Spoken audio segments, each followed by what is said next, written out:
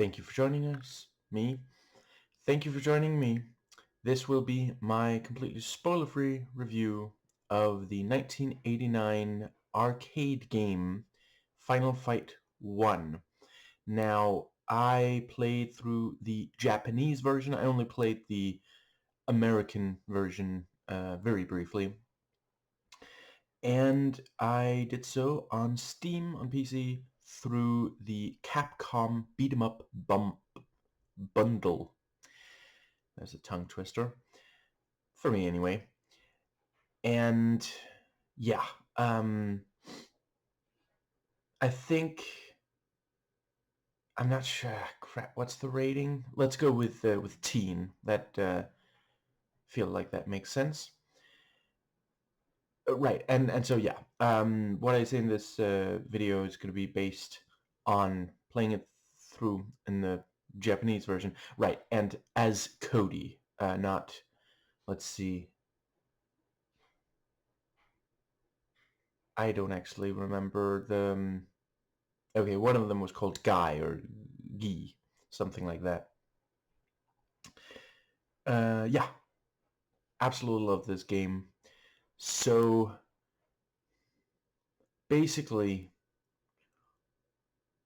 when a young woman named Jessica is kidnapped, let's see if I can get this right. Her father, brother, and boyfriend, the three playable characters, one or more of them, I guess, or maybe whoever isn't on screen when you're playing is some other place but working towards the same goal. I'm not sure. Doesn't matter. Yeah, they set about getting her back, you know. Now, you may have noticed that doesn't sound like Jessica has very much agency here. And yeah, this was very much back when, you know,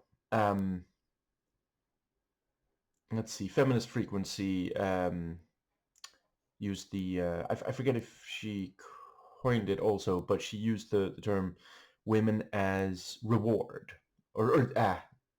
Wait, I guess it's not reward. And anyway, the... No, yeah. Women as reward is at least part of what's going on here. You know, basically, she's why the, you know, game is happening, but only because, you know, there are men doing things that, you know, because of her, which, you know, sadly was the norm for a lot of video games around this time. Some progress has thankfully been made, but yeah, back then. Now, the plot to these sorts of things tend to basically be answering the question that could otherwise be asked of the player. Why are you always hitting people? So I do appreciate that they went the extra mile.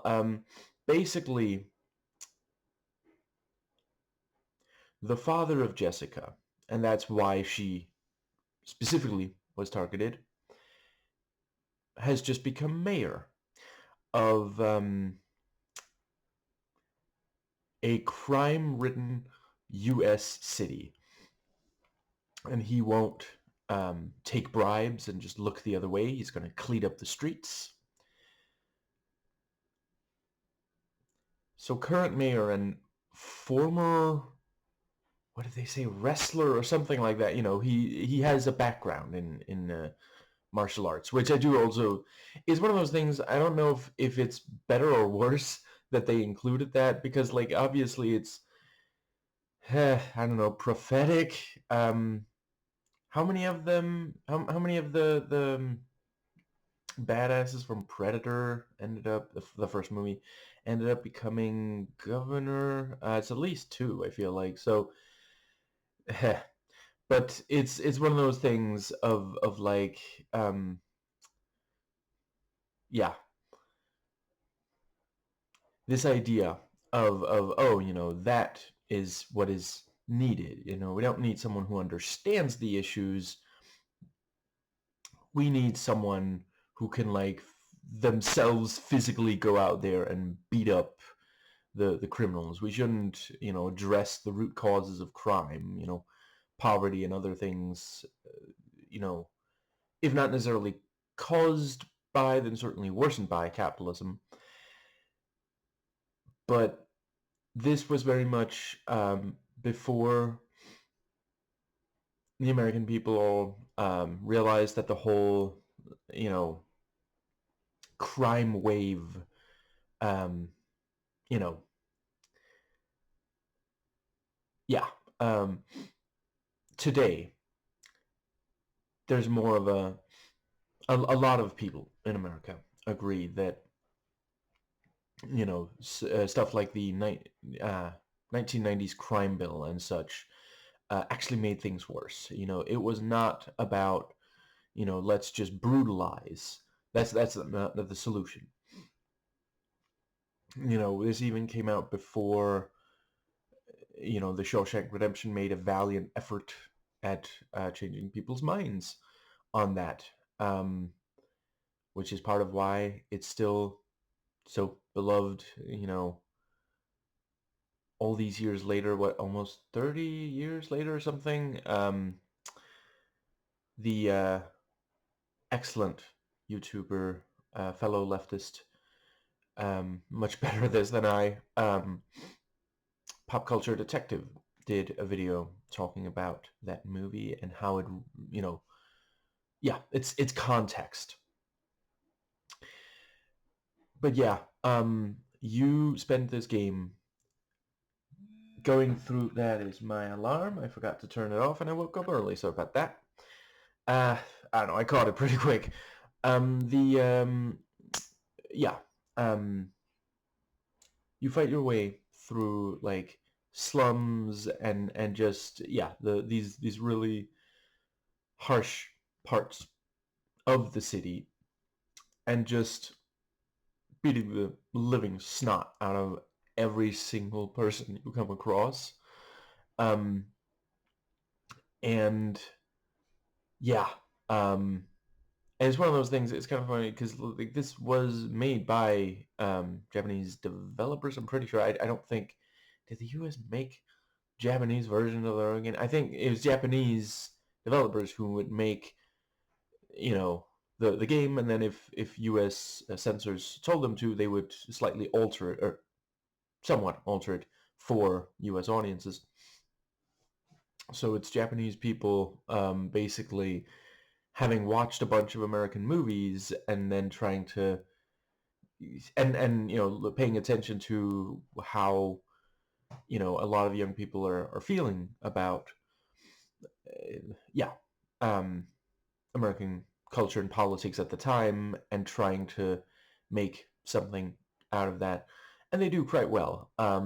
There's other pieces of media where the Japanese, not all of them games, where they do well at, like, this feels like it could have been made by Americans for the, yeah. But yeah, um, I think that pretty well covers the sort of overarching, yeah. So I am going to, oh right, and the characters, the playable characters also don't have much. Like, I'm not saying it's as bad as with Jessica, but the three-player characters don't have a lot of, yeah. Um, yeah, that's the thing. I don't think it's a problem for the three-player characters.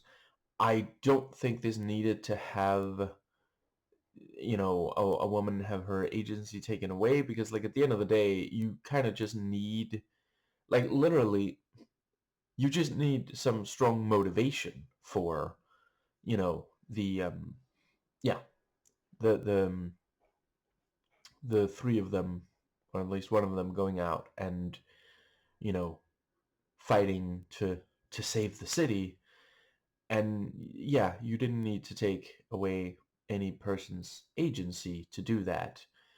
I don't know. I mean, what if they made some very specific threat and, like, the cops were like, well, we've traced it to this particular place, but it's surrounded by the bad guy's men, so you'll have to fight your way in. There you go.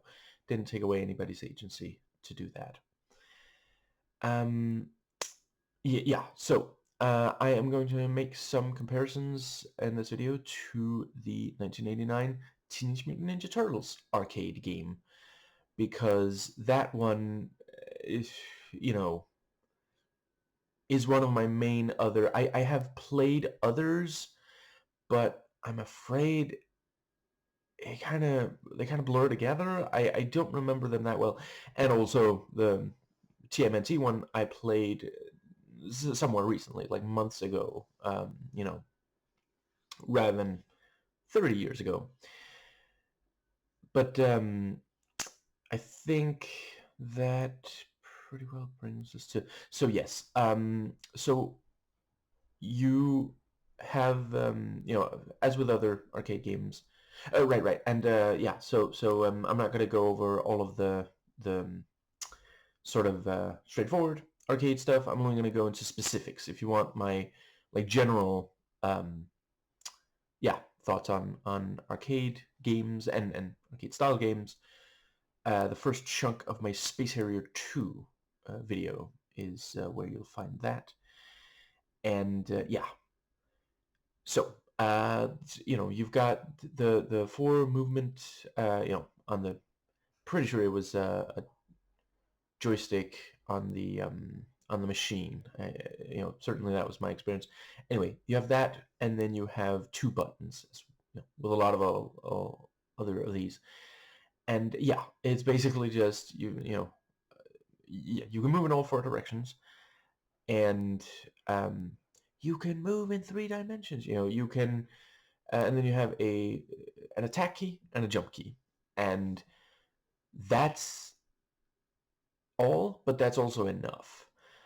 Basically, if you attack, for,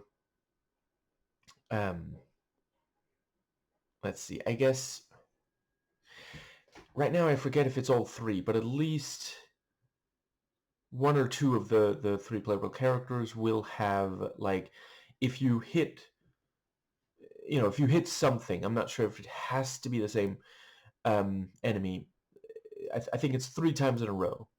Then the last hit will be, like, it'll effectively, it is essentially, you are chaining together attacks, and there is a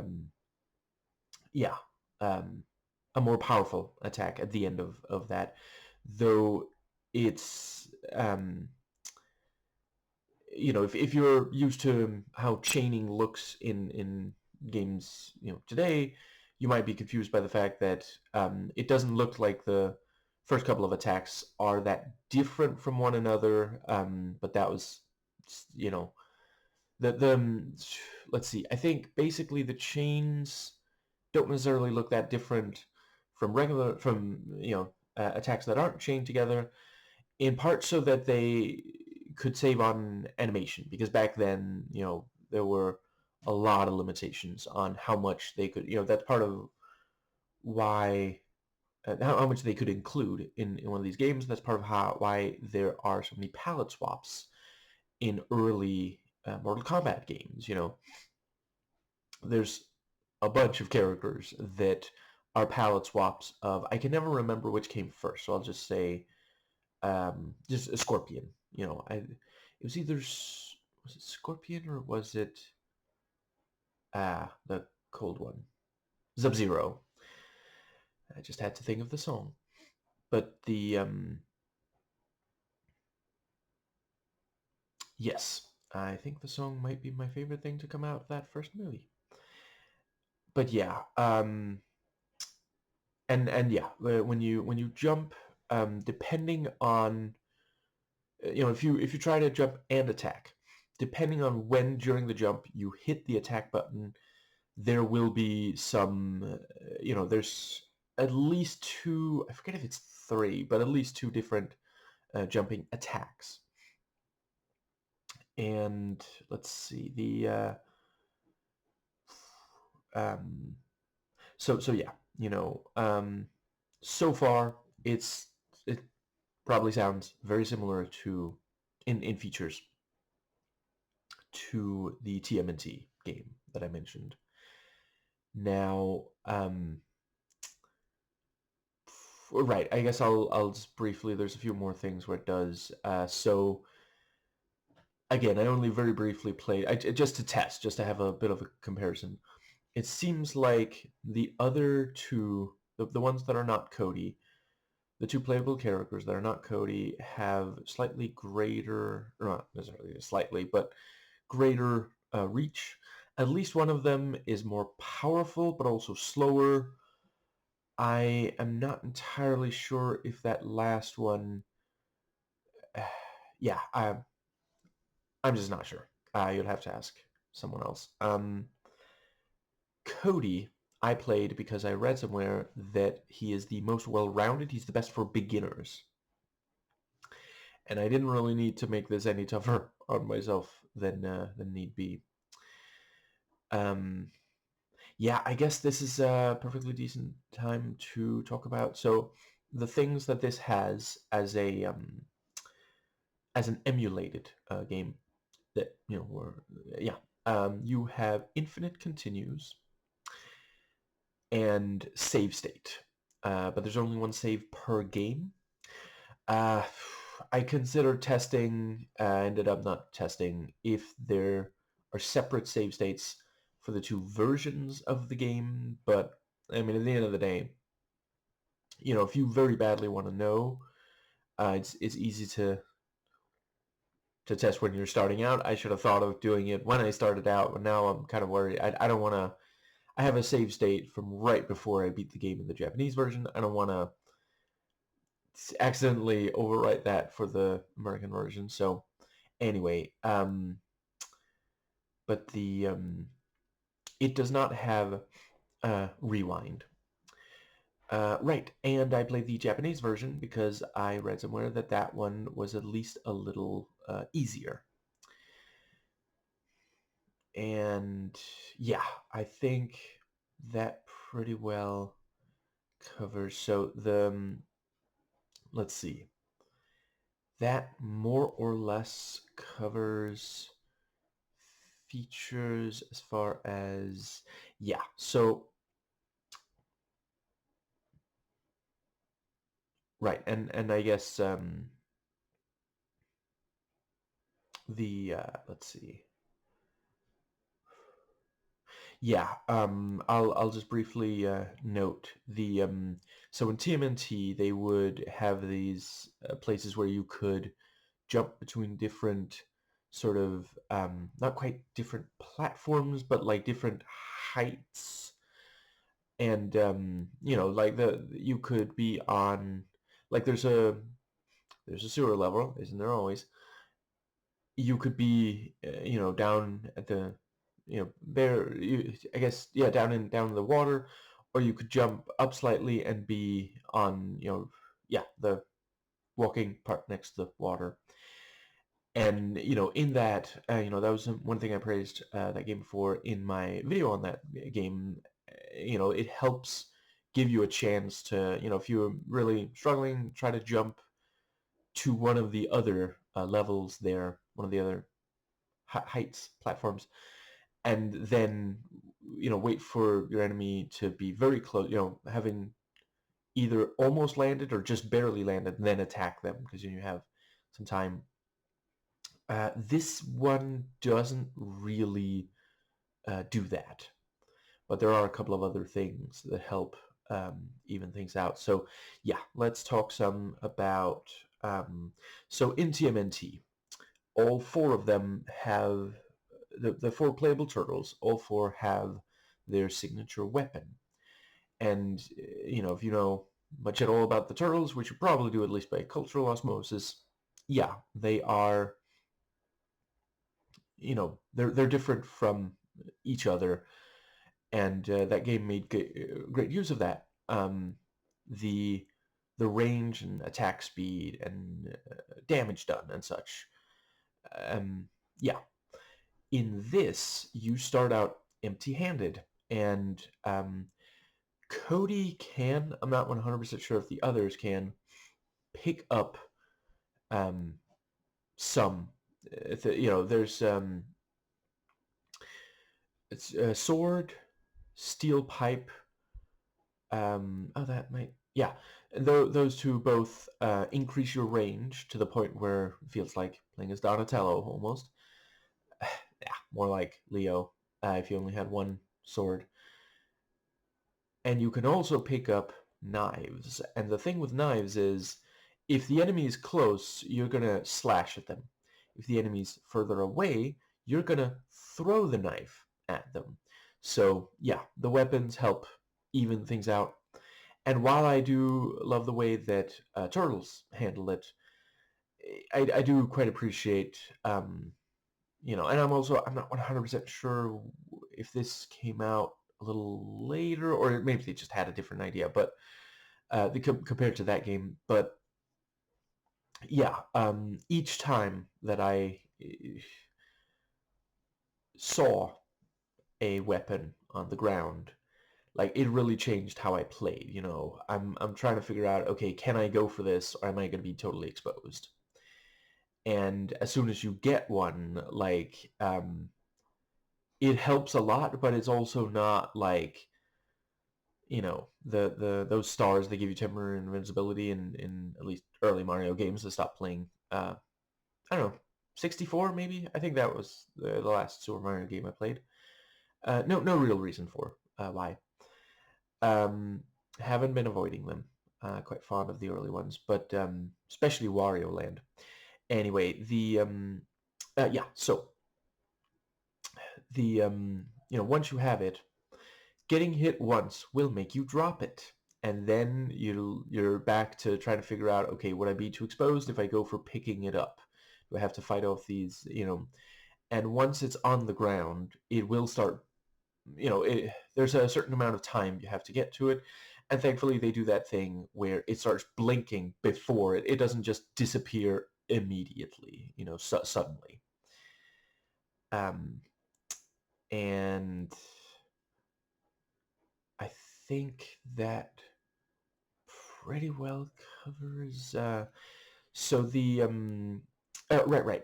You can also do throws if you move towards an enemy and then press the attack key. You know. Wow, I somehow can't quite recall if that's in the Turtles game as well. Now yeah, I quite appreciated the fact that with Cody, they do specifically very much limit his reach, which forces you to walk very close to enemies.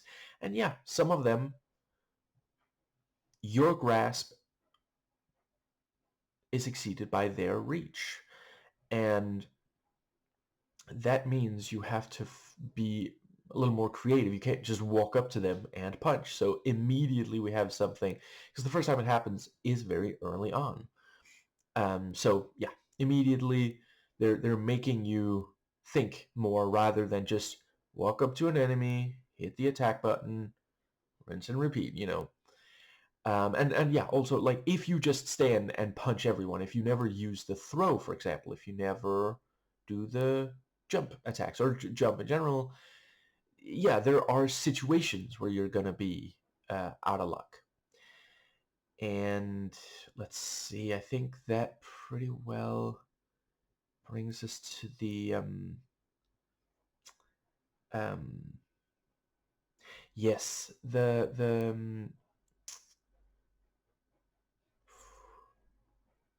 um there are also some healing items, though don't expect to come across them too frequently. I can imagine there's really 8 quarters back in the day. Um and though the healing items are also, if you don't pick them up fast enough, they will start blinking and eventually disappear. And yeah, I think right. So I meant to say sooner. I did not play. I'm aware there is. I'm guessing co-op. I don't think. I'm not sure how versus would really work for this, but yeah. As mentioned in other videos, right now I can basically just play 11 minutes and then I need a 6-hour break. And this is not a game you can complete in 11 minutes, so I didn't want to, you know, go into, because there is an online mode. I did see that, and I glanced. Let's see. I think you could. There's a host game option. Um, you can look at lobbies. And I've said before. I think every game that where it all makes sense should have. I'm not that fond of when a game only lets you, if there's multiplayer or co-op or the like, if you can only have it just like, attempt to join a game, if you can't see lobbies, for example, or host yourself. Um, and I am aware that, sometimes if you hit quick play, it'll let you host and try to find another player. That's what I'm saying. I don't think I'm not saying remove that. I'm saying include the other two as well. I've had my share of experiences. Been playing for yeah, 30. Yeah, I guess it has been just, yeah, a little over 30 years, 3 decades of been playing a lot of multiplayer and co-op. Used to anyway. I guess for that it's about 20 years of experience. And yeah, a lot of the time, quick play just does not work as well as if you could host and see lobbies and such. Now, let's see. So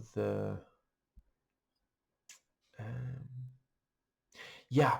the controls are quite responsive, and yeah, I don't know. Sometimes I appreciate sort of the simplicity of some of these, really old games where it's just, I love games from all different, games and movies from all the different decades that they exist.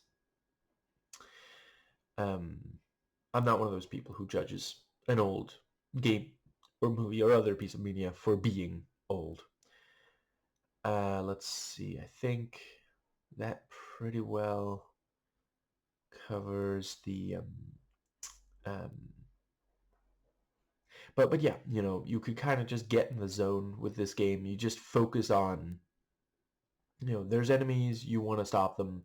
You have two buttons for doing so, right. In this, you do also have, there's a jump attack key, and also what's the word? The sorry, because it's emulated, I mean. And you also have, let's see, I think they call it attack parentheses turbo, and yeah, it's essentially automatic fire on your fists, and yeah, which is also a great, for yeah, those of us whose wrists, yeah, need the, yeah, I think. Although I guess I didn't end up using it that much. Yeah, I'm not sure. I don't think I used it enough to say whether or not it's like unfair. I'm not sure it's faster. I think it is just so that you don't have to release and press each time you want to punch or attack. Right. I really appreciated the way that one of the jump attacks is amazing for when you're surrounded here. And that is something where I definitely think it tops. There is one for, when you're surrounded, a jump attack for when you're surrounded in TMNT as well. I think this one is better, at least for Cody. Basically, he jumps and does a spinning flying kick. It's pretty amazing. Yeah. And let's see. So yeah. Um, so the bare bones is just the fact that you walk and there are these enemies.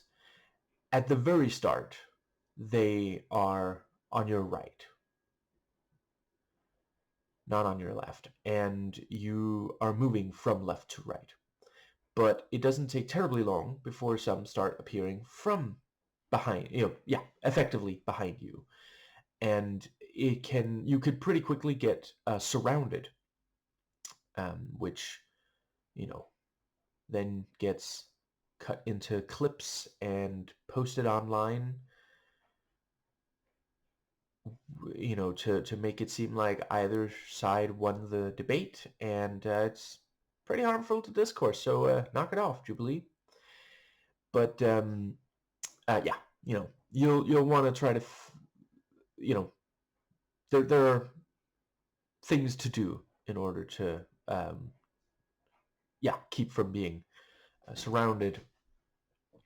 And something I quite appreciated, in this, the throw function is one of your best defenses against being surrounded, because if there are three enemies approaching from, let's say, the left, um, in which case I guess statistically there would be 5 times as many, or is it 4 times as many from the right, and their attacks would be more lethal, and yet we're the ones getting classified as the enemies from within. Like, dude, just cannot stop cribbing Hitler's notes. Like, I wonder if Hitler's watching on from hell, being like, you go get him, or like, dude, knock it off. Have a creative thought. Like, even I wasn't, okay, I was, but you shouldn't also be this.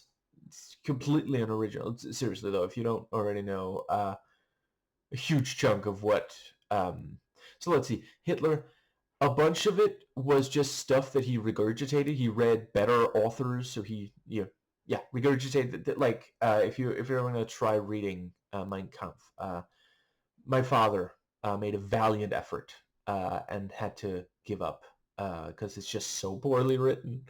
He wants to know everything there is to know about Hitler and the Nazis, so as to better prevent it from ever happening again. Yeah, the that, yeah, so that's part of it. And another is that a lot of the stuff that a bunch of people like fell in love with, let's see, was it Goebbels? I think the propaganda minister was the one who wrote it for him. Yeah. um Anyway, say you're being attacked by three enemies to your left. You can throw one of them into the other two, and then if some enemies come from the right, you can do the same. But of course, there are enemies where that's also not going to completely work. So yeah, they do a really solid job of, and every so often there'll be some new thing where the yeah, they do that thing that arcade games love to do, and style games still, where essentially the first time you play it, you're probably not gonna be able to. They don't give you enough of a chance. You basically have to know. You have to get to a certain part, die there, remember all the things that you had to be able to do in order to get to that point, then get back there, and yeah. Um, I think that pretty well. Yeah, I'll just briefly note. So one of the things is, sometimes there are these barrels in front of you, and if you see a barrel in this game, it might standing, you may want to like smash it because there might be something inside for you to use. But if you're just seeing them, if you're not careful, like if you go a little too close, enemies might knock them over and roll them towards you and knock you down. Um, and the But you get up again. Nothing's ever going to keep you down. And yeah, there are. Yeah, I think that brings us very nicely to the enemies. So I quite appreciated that one of the first enemies you meet is someone you'll meet multiple times, and they do this thing where he blocks your regular attacks. So you have to figure out what attack to use against him, and then once you do that, you just spam that until he's gone.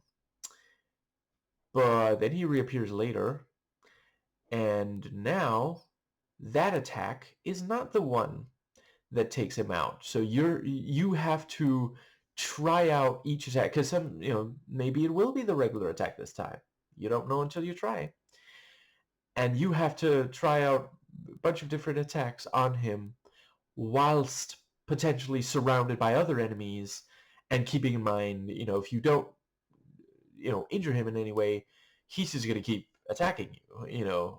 You don't really have something that just like staggers him until you can deal with another enemy. So yeah, quite appreciated that. And yeah, so in my video on TMNT, I talk about how in that game, they really palette swap the crap out of the foot soldier, and I get it because they were basically pretty much only using enemies that had appeared on the show with the maybe a few exceptions. Wow, maybe I needed more sleep. And the yeah, there were also other enemies. The robots helped add variety, but overall, yeah, it was palette swaps, and then what weapon they were carrying.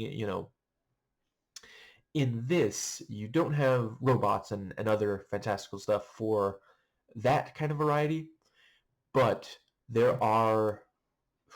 I mean, I didn't sit down and count because it's a fast-paced game, but I'd have to say there must be at least half a dozen, maybe more different enemy types, and they're human beings, but the game takes good advantage of the different ways human beings can look, so yeah, and I quite appreciated how freaking skeevy, yeah, the enemies all look. They really do. They don't hold back on this thing of like if this game was the only my only exposure to American culture, I might end up thinking that America is like the American cities at least are just one big slum, or at least like low class area, pretty much all, and just full of people just waiting to attack you. So yeah. And that's also where the when it comes to the TMNT game, it's a little more like, oh yeah, you're running around as giant turtles and you're fighting, the like I forget, weren't the foot soldiers robots in that continuity? It's been so long since I watched, but if I recall correctly, the regular foot soldiers are also robots. Yeah, they just look humanoid. That's what I meant. But yeah, so they've got in this game, they've got the hair of like I want to say the punk movement, and they're wearing leather jackets, and just yeah, they look like they're up to no good. And yeah, you have several variants that are like just uh, more or less average size. Then you have some that are bigger and musclier. Um, Andre the Giant is basically one of the enemies, and I'm not just saying that because he looks so much like Andre the Giant in real life, but also what was I forget the exact, but it yeah, the enemy type that I refers to as Andre the Giant, is actually called Andre something. Maybe Andre Jr. I forget, but yeah. Um, and oh, by the way, that's yeah, I completely forgot that. You might be wondering how I know the names of any enemy in this. Uh, that's something I really loved about this, and I don't remember if they did it in TMNT, but certainly is wonderful here. Enemies have visible health bars if the if you are currently attacking that enemy, or if they're the only one on screen. And the yeah, it's really good to be able to know, okay, is this enemy going to go down if I punch him just one more time, or do they need a bunch more attacks? Because other, there's others I could finish off, or just the way that you attack changes, and uh, so I don't, I'm not sure if it's technically fat phobic. Yeah, I'll describe. So there's this one enemy type that's basically like, big heavy guy, and yeah, um, he likes to attack by running at you, and if he, yeah, if he hits you like that, you will get knocked down. And let's see, then we have, so I gotta briefly talk about, so gotta get back on my soapbox briefly here. One of the first things I heard about this game, uh, I don't know, 15 years ago maybe, there are female enemies in the Japanese version of this game. And when it was ported to American machines, it was deemed too offensive to have male characters and presumed players beating up women. Now, this is another area where feminist frequency have pointed out, well, if yeah, you can tell from the name, they're feminists, so it's not like they, go easy on this sort of thing, but they pointed out in a fighting game context, like it's not like you're beating up defenseless women, you are engaging in, like, it's almost even. I would say they're probably at least a little bit better than you at certain things. They're trying to kill you. You are just fighting back, defending yourself. Um, I mean, enemies in this game, if you don't attack them, they will attack you. Um, so, yeah, like, you would think that it would be like, I mean, it's not like they're saying that, men should routinely attack women any more than they're saying that men should routinely, beat to death other men, like yeah. Um, it's this like patriarchy thing of like, sometimes women are, yeah, this misogynistic notion, completely untrue. Okay, women are either defenseless victims or like these awful, manipulative, just, yeah. I've been manipulating my life. It was way more frequently that it happened by men than women. Um, I'm not talking about anyone in my family. I'm not talking about anyone I worked with. I'm talking about back when, my first 10 years of school. You know, uh, yeah, students. Anyway, yeah, it was deemed offensive for, the male characters to fight back against female characters. Right, and have I mentioned, obviously violence, yeah, if you are defending yourself, violence should only ever be in real life. Violence should only ever be. I just think it's cathartic in video games. In real life, violence should only ever be the absolute last resort, regardless of the gender you're, yeah, interacting with. Obviously, there is a problem with a lot of men using violence against women because they can't communicate, because they haven't really learned emotional regulation, and that's something that we really have to make efforts to change. Let's see, yeah. So it was deemed offensive. So what they did for the American version of this game was turn the cis women of the Japanese version into trans women. Because apparently they thought that it would be okay to encourage the youth of America to fight against trans women. And I think Feminist Frequency did talk about that. It's been so many years since I watched their really old stuff. Am still subscribed and watch a lot of their new stuff. I think they also talked about it. If they talk about this game, they probably did. The implication would appear to be that trans women are not women, which is, of course, just not true. And you don't have to take my word for it. The science is in. And yeah,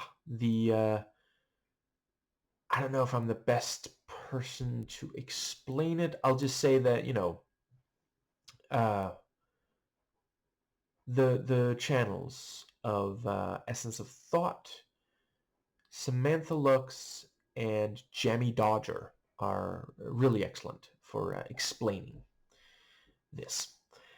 But I think that does more or less go. Yeah, so it's so messed up. And like today we are actually, I'm not saying this game is uniquely responsible. I'm saying it's a symptom. This was far from the only piece of media around this time that like there were movies around this time that were suggesting that trans women were serial killers, which is just completely unfounded. Like, that transphobia is wrong because in order to convince people, they have to lie and sometimes dip into literal Nazi, talking points. Yeah. Thankfully there are, gradually we are getting to a point where it is seen, transphobia is recognized as a bad thing, and trans people are recognized as just people. Trans women are women, trans men are men.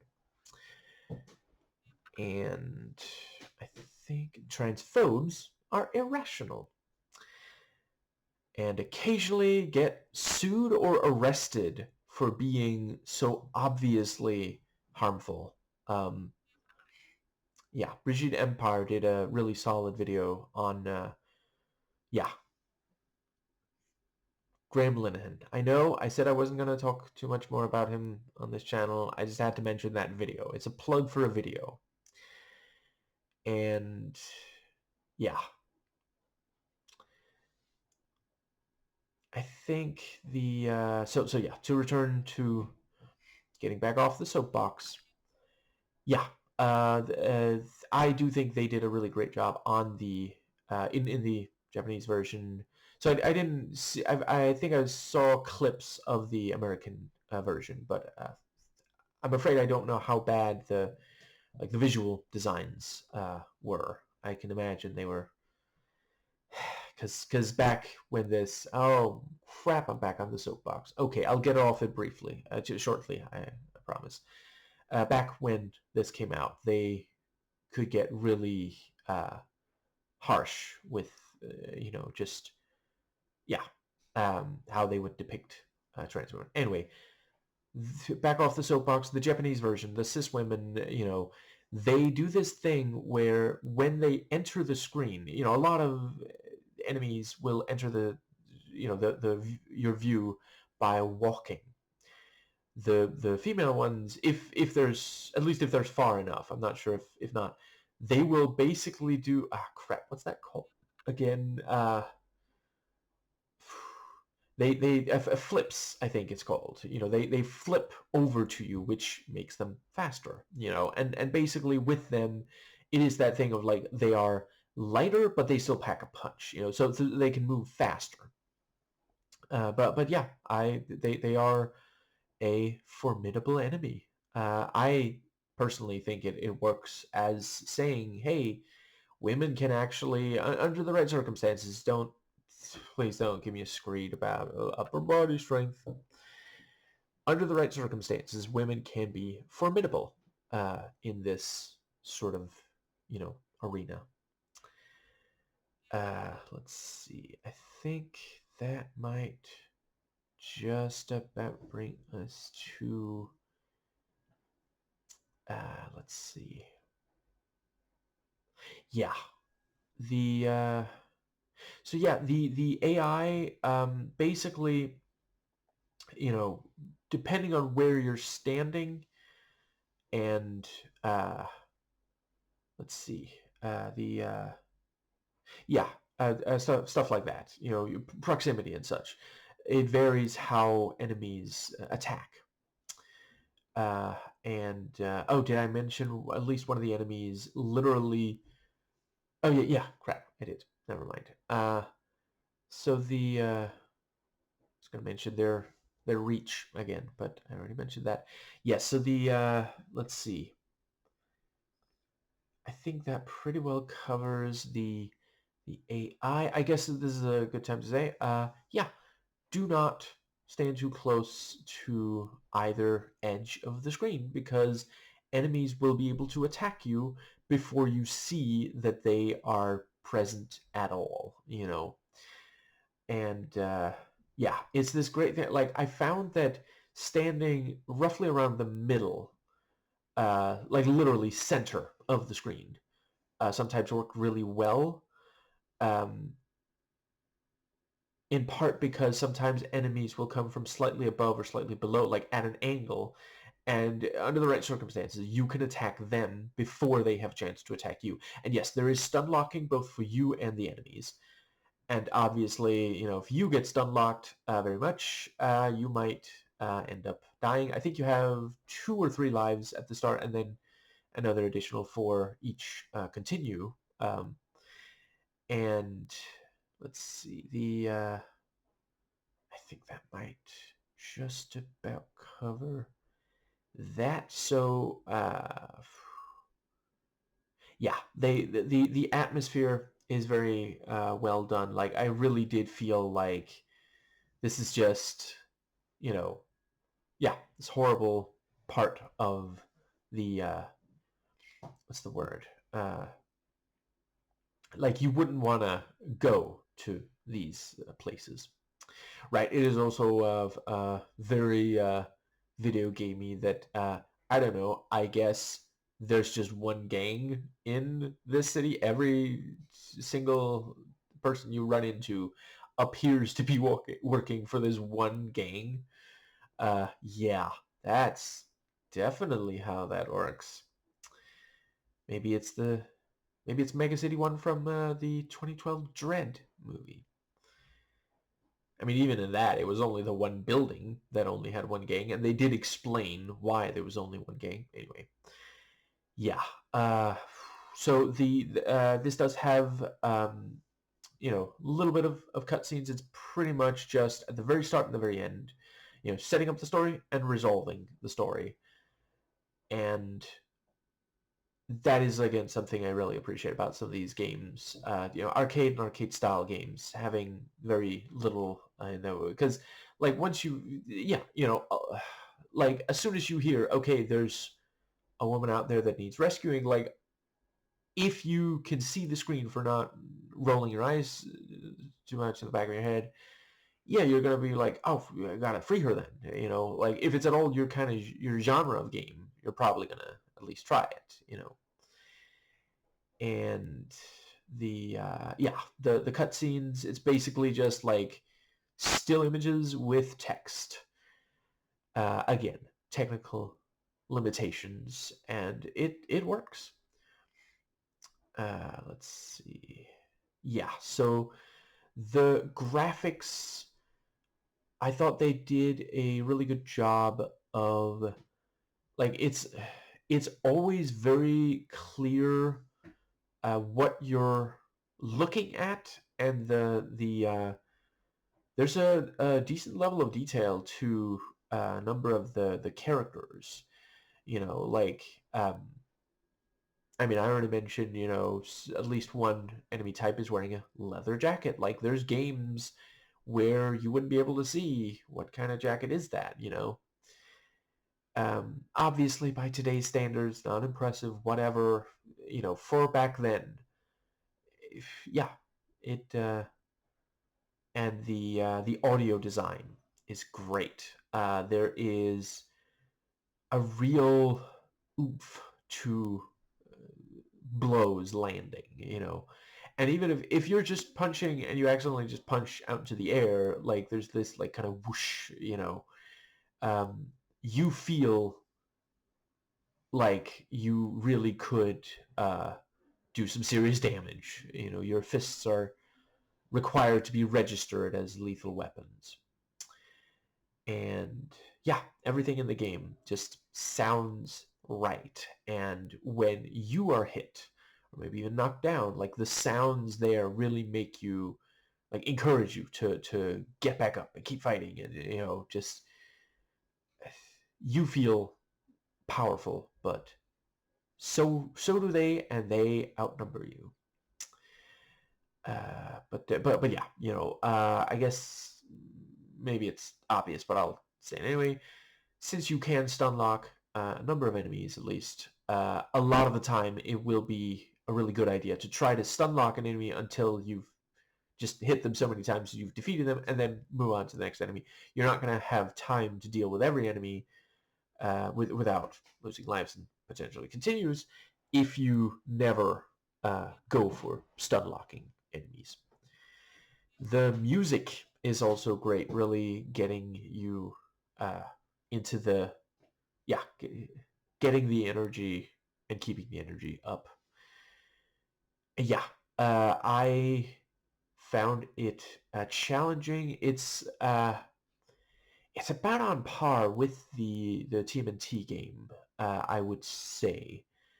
Uh, I mean, with pretty much any arcade game, an arcade style game, I would say you probably shouldn't make it the very first game you play. Try to play something that is less intense,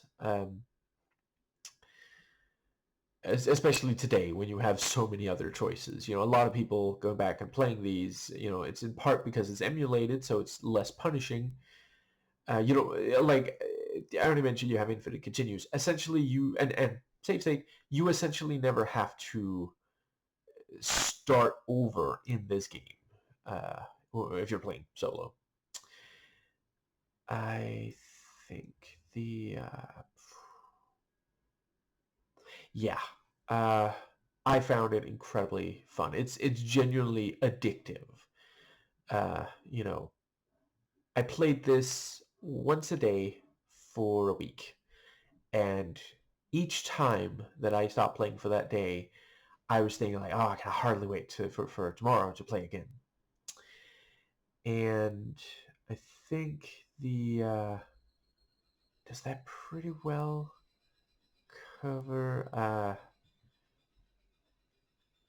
so um replayability at this point, like it's one of those things where, originally replayability, other than playing as the other two characters and trying the other you know Japanese and US, like from what I understand, like it's not a huge difference between US and Japanese.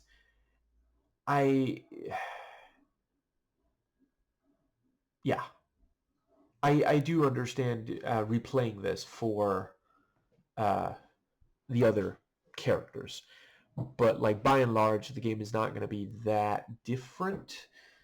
Um, Basically, back in the day, replayability, if you wanted to call it that, like you had to play this game multiple times before you got to the level where you could actually beat it even once. And I don't know if you would necessarily want to play it again after you've beaten it. So that's basically. Let's see. I did not run into any bugs or glitches. There is an achievement on Steam specifically for beating this game at least once using continues. Yeah, I appreciate that. So let's see. Yeah, I thought this did a really good job of. I would say there's at least slightly, what's the word? Slightly less repetitive. There's not really repetition in you know the levels. Like the first one, you're walking through the streets of the slums, and then let's see. I think the next is you go into a building. Oh wait, no. I think no. It leads into the like a subway station, and then the subway train, then a building. That looks like it might maybe should be condemned. Maybe the mayor should improve the city instead of going around beating up people. And yeah, I mentioned my TMT video. Overall, I think they did great on the levels. I did think it was a little too bad that like there's two street levels in that game. Uh, Overall, that one has like it gets a lot out of having also these kind of fantastical levels. I don't think I want to give away exactly what I mean by that, but just yeah. Whereas this is, grounded, I guess. I don't know. I mean, it's obviously not a completely realistic view of street crime in America. Like, I feel like this game is something you get when you basically try to turn the French Connection, the first French Connection movie, into a video game. It is that idea of like, oh, everyone on the streets is terrible, completely absurd uh, in real life. But I mean, I don't only engage with media that is, that agrees with me. And yeah, the level design is really really great. Each time I was looking forward to seeing what's the next level going to be. What more can they come up with that is, and I guess yeah. So it's not a spoiler to say because as soon as let's see, I think it's actually as soon as you start walking in the game, you can see what the other levels are called. So you can see from right away, oh, there actually is an upper class area. When I got to that place, I'm not going to spoil, I'll just say I got the sense that it wasn't that they were saying, oh, crime technically happens when rich people screw things up for the rest of us. Because that is true. That is like a huge chunk of street crime is financially motivated. And it's not that they don't want to work. It's rich people paying too little in wages, not ensuring that there is enough housing, enough jobs, stuff like that. We could do a lot with social programs, with progressive policies in general. Rather, the game is saying, wouldn't it be horrible if some vile street criminal actually went into Monocle Pop's rich people's property? So yeah, that's, but yeah, they they do a really great job of making each area feel just awful, like who would want to live here? And of course, it is meant to imply that, this is the kind of place that, either shapes or attracts people like the ones you're beating up, like everything in the game encourages you throwing more punches, there's nothing in the game that really has you questioning. That's not a spoiler. That's me stating the obvious. And yeah, uh, I would not expect a lot of like you know that kind of depth. There's reasonable gameplay depth, but that kind of depth from a game from that far back, so it's not a criticism of the game as such. And let's see, okay, I just have to mention, so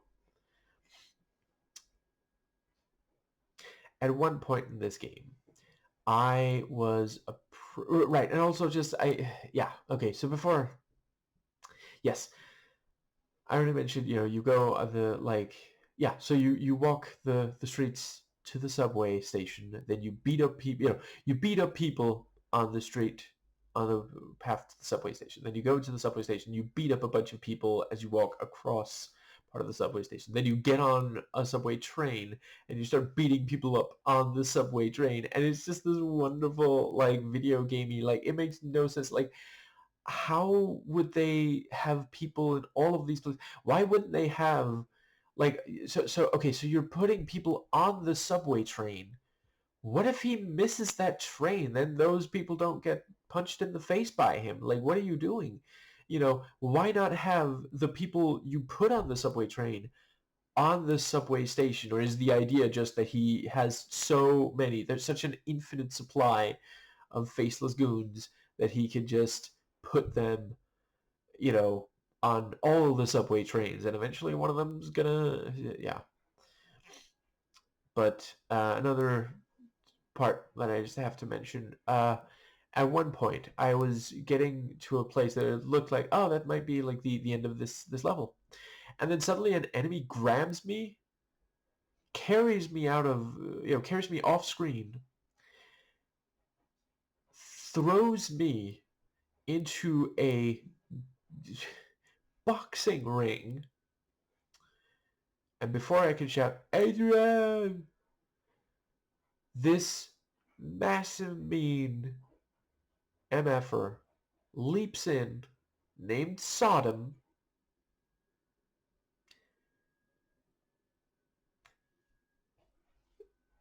Have I mentioned already I love this game? Like, that's just so wonderfully, like, was this one of the movies they made, one of the games they made a movie of? I want that in the movie. I want a short film that just presents in live action in a completely serious manner what I just described. See, that I'm sorry, some of these things just don't translate well to movies. I have not kept up on. I stopped watching video game adaptations of movies mostly. Let's see. I guess I don't know, 20 years ago, something like that. I did watch the Assassin's Creed one, but I also wasn't super impressed by that one. I've heard good things about the Sonic trilogy and the Super Mario movie. Maybe I'll watch them at some point. Right now, I'm not making it a priority. I haven't kept up with those game series, so there'd be a lot of stuff that like I've heard of these characters. Like, you know, I'm not. I think maybe the second movie, the second Sonic movie, doesn't have characters that I haven't heard of, but the third, I've never played a game that has Shadow the Hedgehog in it. He sounds cool, and I do like. Let's see, was it Keanu Reeves? Anyway, but so far the good video game movies that I've watched are both called Press Start. And part of that is the fact that they actually go in and poke fun at video game logic rather than just presenting a straightforward narrative and pretending like we don't all realize that there's some pretty silly things about video games, and they come from a place of love. Like so many of the people who worked on those two movies love video games.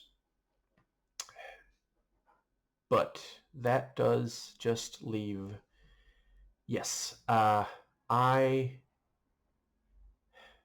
do I give 8 out of 10s to too many things that I review? What can I say?